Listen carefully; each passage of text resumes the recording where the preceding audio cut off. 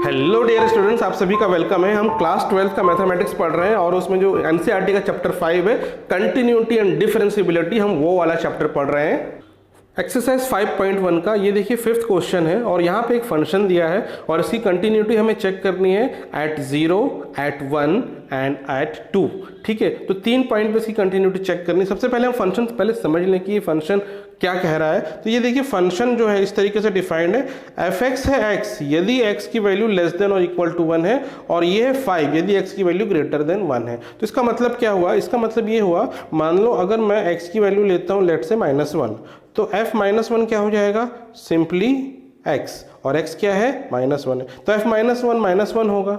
यदि मैं f -2 लूँ तो ये -2 हो जाएगा। तो जो भी x की वैल्यू यहाँ होगी वही fx हो जाएगा for less than equal to 1 में। और ग्रेटर देन इक्वल टू 1 में, ग्रेटर देन 1 में क्या होगा? जैसे मैंने लिया x की वैल्यू लिया 2, तो f2 क्या हो जाएगा? f2 यानी fx इक्वल टू 5 हो जाएगा, f2 हो जाएगा 5। वैसे ही f3 ये भी 5 होगा और f4 ये भी 5 हो जाएगा। तो हर पॉइंट पे ये 5 ही रहेगा, x की आप वैल्यू कोई भी लो। तो ये इस फंक्शन का मतलब है। अब इसकी कंटिन्यूटी हमें चेक करना है। सबसे पहले हम 0 पे चेक करेंगे, तो पहले हम क्या करेंगे? f0 निकाल लेते हैं। ठीक है, तो f0 कितना होगा? f0, तो जब fx 0 है तो इसमें कौन सा फंक्शन इन दोनों में से हम यूज करेंगे? ये वाला चलेगा। 0 लेस देन इक्वल टू 1 है, तो यहाँ पे क्या होगा? F x equal to x, यानी f0 इक्वल टू यहाँ पे हो जाएगा 0। ठीक है, अब हम क्या करेंगे? अब हम इसका लेफ्ट हैंड लिमिट निकालेंगे। तो लेफ्ट हैंड लिमिट क्या होगा? Limit x tends to 0 from left side, और ये क्या हो जाएगा? fx। और इस केस में कौन सा फंक्शन यूज होगा? ऊपर वाला, तो हम यहाँ लिखेंगे limit x tends to 0 minus, और यहाँ पे x है हो जाएगा और ये 0 हो जाएगा। तो ये लेफ्ट हैंड लिमिट हो गया।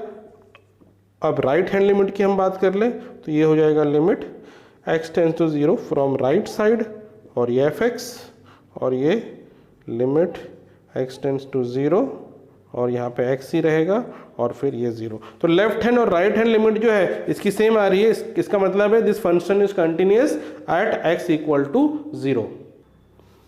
अब हम x इक्वल टू 1 पे इसकी कंटिन्यूटी चेक करें, तो देखिए x इक्वल टू जब 1 होगा तो पहले हम निकाल लेते हैं fx की वैल्यू।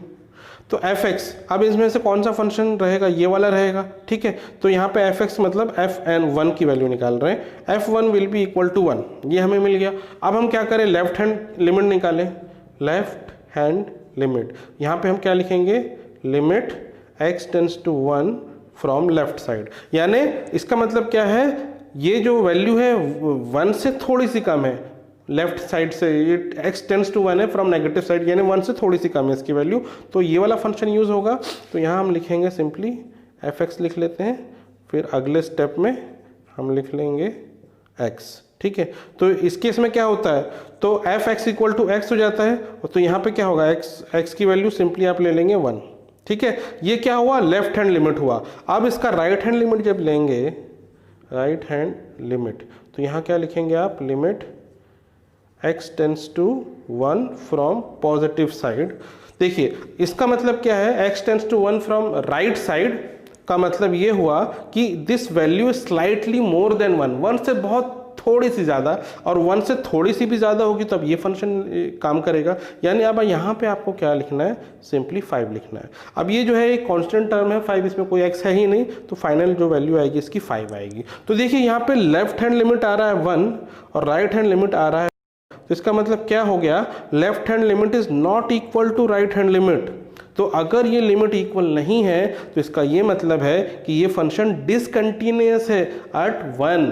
ठीक है, तो जो पॉइंट ऑफ डिसकंटिन्यूटी, देखिए जब भी कोई फंक्शन होती है उसकी जब वैल्यू चेंज होती है, ठीक है, एक से दूसरे में, और फंक्शन चेंज हो जाता है उसके साथ, तो वो जो पॉइंट जो होता है वो पॉसिबल होता है, वही पॉसिबल पॉइंट होता है कि जहाँ वो फंक्शन डिसकंटिन्यूअस हो जाए। तो 1 पे देखिए फंक्शन चेंज हो रहा है, fx इक्वल टू x से fx इक्वल टू 5 चेंज हो गया है, 1 पे ही चेंज हुआ है, इसीलिए डिसकंटिन्यूअस भी 1 पे हुआ है। अब हम चेक कर लेते हैं x इक्वल टू 2 पे। तो यहाँ पे देखिए सबसे पहले हम f2 निकालते हैं। f2 जब होगा तो ये वाला यूज होगा, तो f2 की वैल्यू सिंपली होगी 5। अब इसका हम लेफ्ट हैंड लिमिट अगर निकालें, लेफ्ट हैंड लिमिट, तो ये हो जाएगा limit x tends to 2 from left side, और यहाँ पे सिंपली हो जाएगा 5 विच इज़ इक्वल टू 5। और राइट हैंड लिमिट की हम बात करें तो ये सिंपली हो जाएगा limit x tends to 2 plus, और ये हो जाएगा सिंपली 5 और ये भी 5। तो लेफ्ट हैंड और राइट हैंड लिमिट भी इक्वल आ रही है। तो ये जो पॉइंट है x इक्वल टू 2, इस पॉइंट पे जो फंक्शन है कंटिन्यूस होगा। तो केवल एक पॉइंट पे discontinuity which is x equal to 1।